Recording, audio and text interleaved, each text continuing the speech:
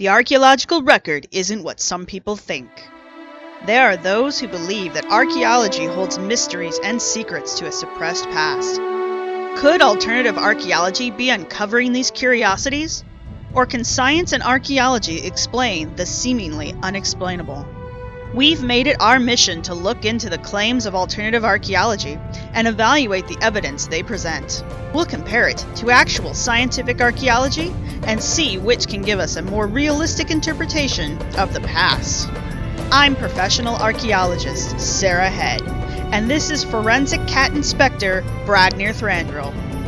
We're going to put alternative archaeology under our lens and see how it holds up to reality. Archaeological Fantasies presents Curious Archaeology. The mystery of the Susquehanna Stones is a relatively new one in the world of curious archaeology. The tropes it pulls from are familiar. Transoceanic travelers, this time in the guise of Phoenicians, traveled to the Susquehanna River around the area that is now modern-day Harrisburg and Mechanicsburg, Pennsylvania.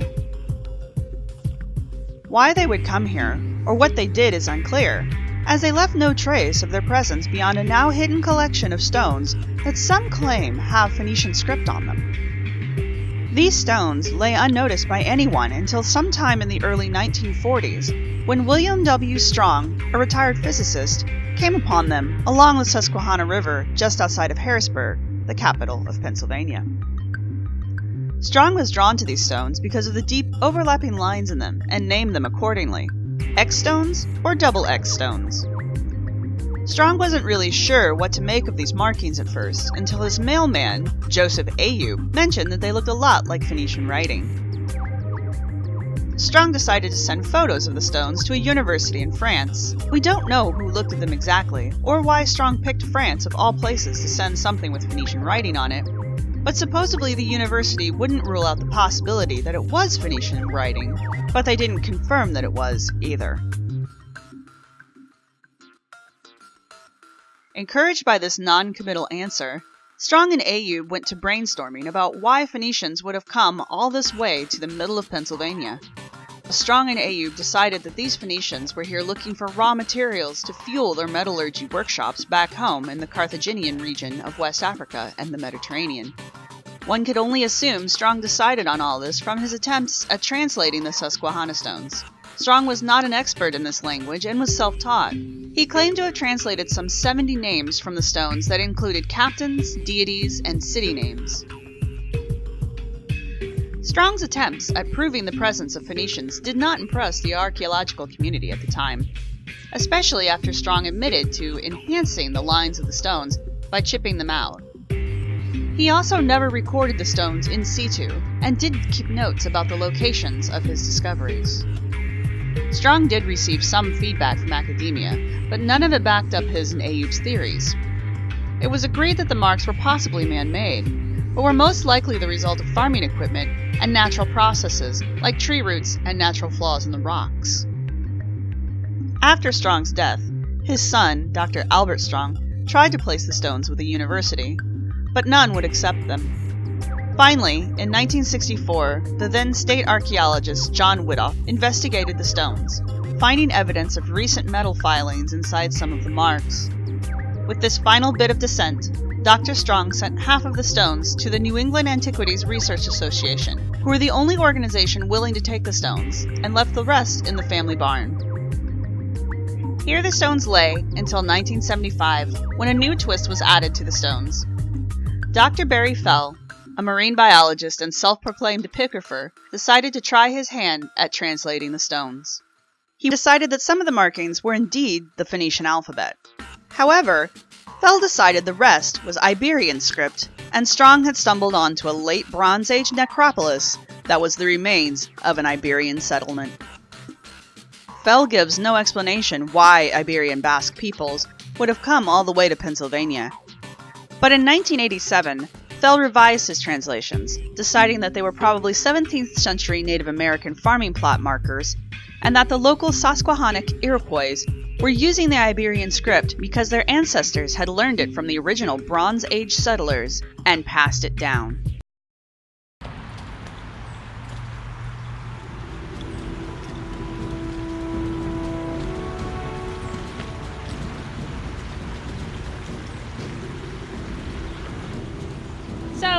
Taking all that into consideration, Inspector Bragner and I decided that we would come out here and see if we couldn't find some Susquehanna Stones of our own. Get froggy.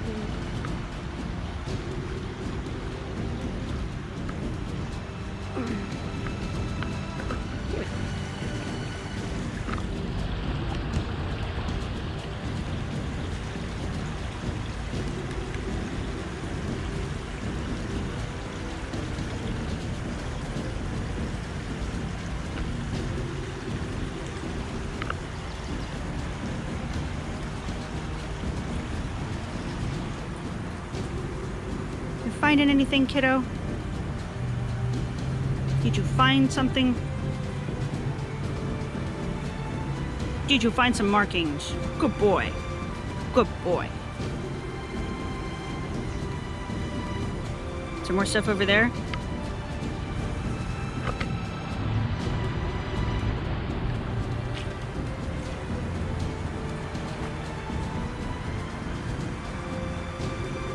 Please don't go into the poison ivy. It's over there. Okay.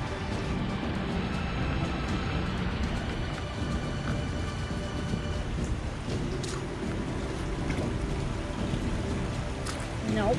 Nope. Good boy.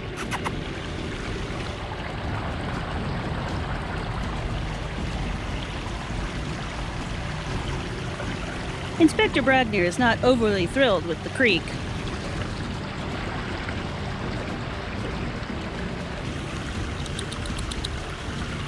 Finding anything good, big guy? Though we are finding several stones that do look hopeful, Inspector Bragner has looked at all of them and has found most of them lacking.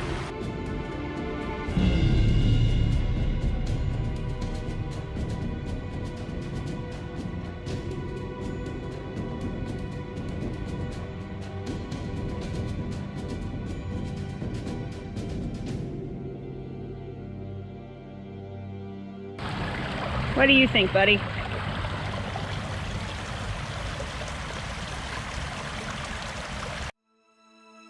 Now you could be confused at this point because the Susquehanna Stones also refer to several well-documented Native American petroglyphs that are also found along and in the Susquehanna River. The Susquehanna River is home to several small rocky islands, many of which have petroglyphs on them.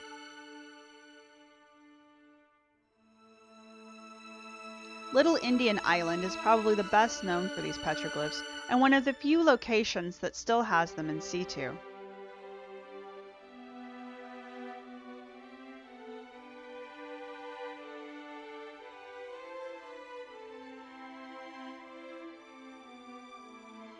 Other locations were threatened by flooding and construction when the dam was built, so those petroglyphs were removed and put on display at the Pennsylvania State Museum in Harrisburg. Inspector Bragner wasn't able to go into the museum, something about animals on the premises, so he sent me instead.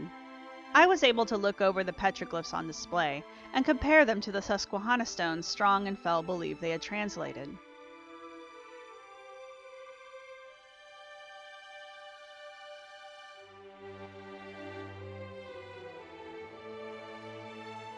As you can see, there is very little similarity between the two. But what about comparing them to the Phoenician and Iberian alphabets? There's still little resemblance.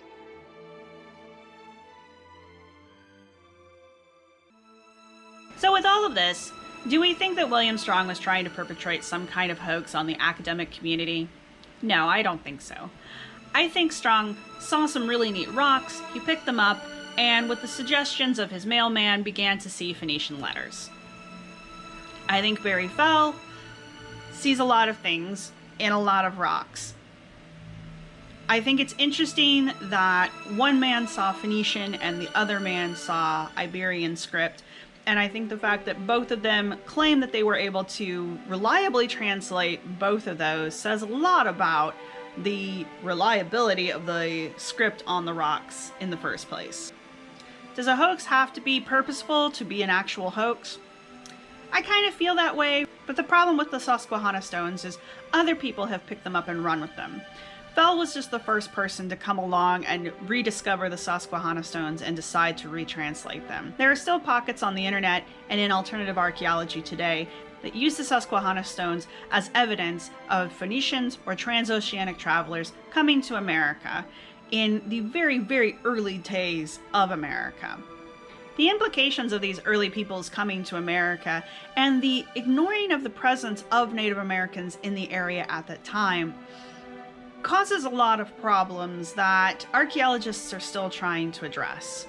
We have no evidence for Phoenicians or Iberians or anyone else being in the area at that time except for Native Americans and prehistoric Native American ancestors. There's no reason to think that people came from other parts of the world to America to do anything other than the Native Americans who were already here. By trying to attribute artifacts, sites, and cultural heritage of Native Americans to outside forces kind of degrades Native Americans' abilities to create and maintain a culture of their own. There should be no question in anyone's mind about who the original peoples on this continent were. And I've got news for you. They weren't Phoenicians, Vikings, Iberians, or Celts. There are still plenty of mysteries out there that we plan to look into in future episodes. So be sure to bring your curiosity along as we explore the world of curious archaeology.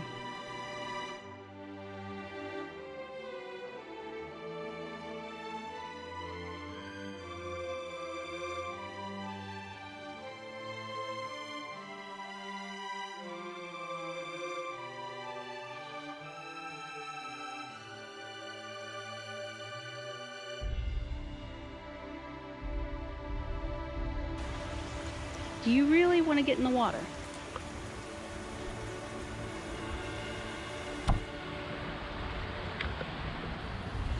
I would really prefer you not get in the poison ivy.